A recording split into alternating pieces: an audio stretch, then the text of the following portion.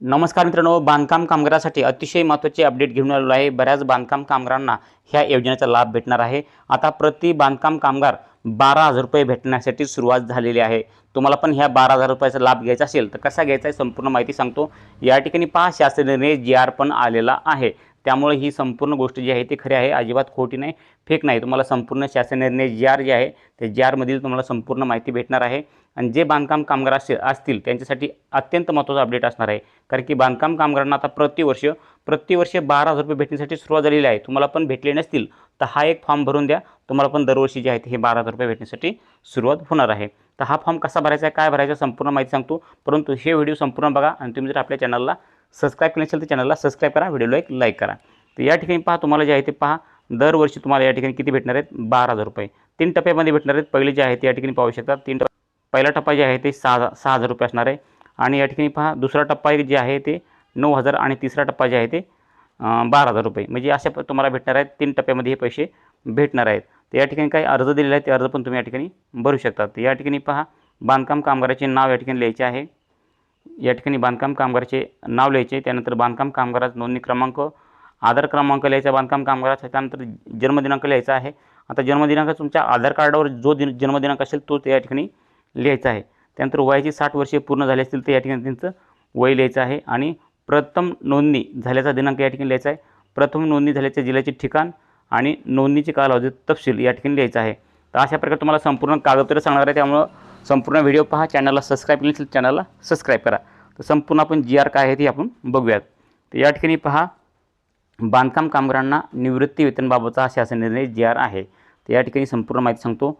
महाराष्ट्र इमारत व इतर बांधकाम कामगार कल्याणकारी मंडळ मुंबई अंतर्गत नोंदित बांधकाम कामगारांना निवृत्ती वेतन लागू करण्याबाबतचा हा शासन निर्णय जी.आर. आहे। तर या ठिकाणी पाहू शकता, शासन निर्णय जी.आर. आहे। शासन निर्णय तुम्हाला जर पाहिजे असेल तर मला कमेंट करा। तर आपण थोडक्यात माहिती घेण्याचा प्रयत्न करूयात की वयाची 18 वर्षे पूर्ण झालेले ते वयाची 60 वर्षापर्यंत बांधकाम कामगारांनी मागील एका वर्षात किमान 90 दिवस काम केल्याचं मंडळाकडे नोंदीत करून घेतले जाते।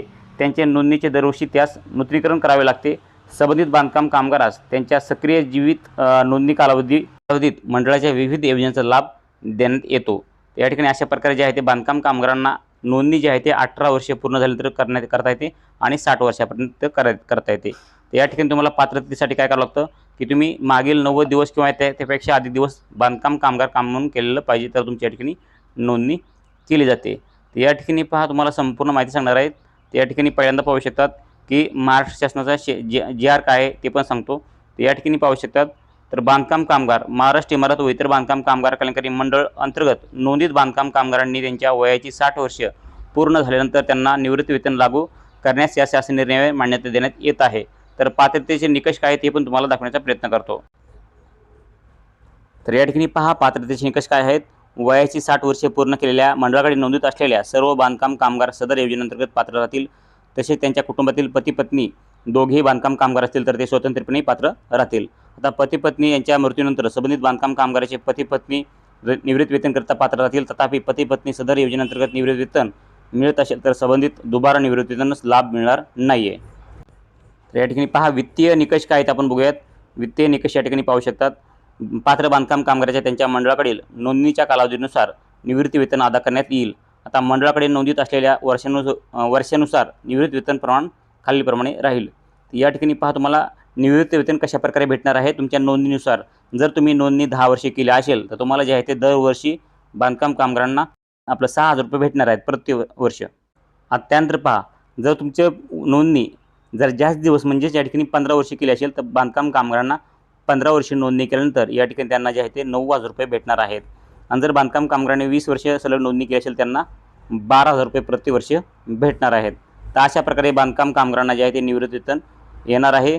तर या ठिकाणी पहा, तुम्हाला एक विशेष सांगतो महत्त्वाची गोष्ट ती म्हणजे बांधकाम कामगारांना काही कागदपत्र जोडायचे आहेत। ती कागदपत्र कोणती आहेत ते पण तुम्हाला देण्याचा प्रयत्न करतो या ठिकाणी। तर या ठिकाणी पहा, बांधकाम कामगारांना महत्त्वाचा एक विषय देण्यात आलेला आहे, तो म्हणजे तुम्हाला दरवर्षी बांधकाम कामगारास त्यांच्या हयातीचा पुरावा मंडळाकडे सादर करावा लागेल, जेणेकरून त्या वर्षी निवृत्ती वेतन त्यांच्या खात्यात जमा करता येईल। तर अशा प्रकारे जे आहे ते बांधकाम कामगारांना जे आहे ते त्यांचा हयातीचा दाखला जे आहे तो या ठिकाणी मंडळाकडे सादर करावा लागणार आहे दरवर्षी।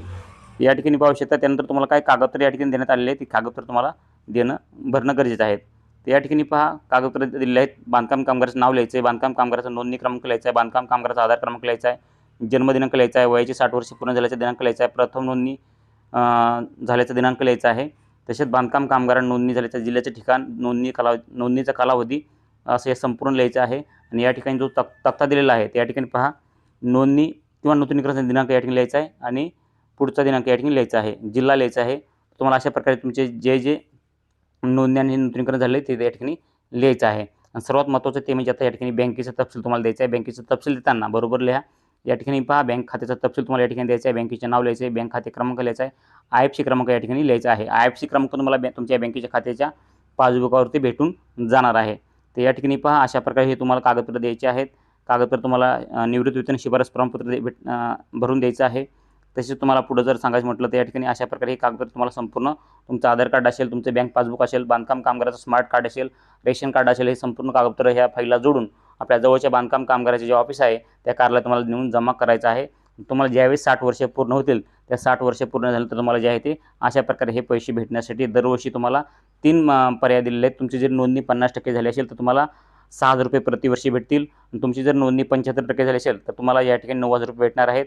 आणि जर तुमची नोंदणी या ठिकाणी 100% झाली असेल तर तुम्हाला जे आहेत आता दरवर्षी 12,000 रुपये भेटू शकतात. तर अशा प्रकारे बांधकाम कामगारांना जे आहे त्या निवृत्ती वेतन लागू झालेलं आहे. बांधकाम कामगारांना निवृत्ती वेतन लागू करण्यासाठी तुम्हाला कोणकोणती कागदपत्रे लागतात, फॉर्म कसा भरायचा आहे आणि कोणकोणते अटी नियम निकष काय दिलेले संपूर्ण माहिती ह्या व्हिडिओमध्ये तुम्हाला दिलेली आहे. नक्कीच तुम्हाला थोडी पण माहिती आवडली असेल तर व्हिडिओ लाईक करा, चॅनलला सबस्क्राईब करा. भेटूयात पुढच्या व्हिडिओमध्ये. तोपर्यंत जय हिंद, जय महाराष्ट्र.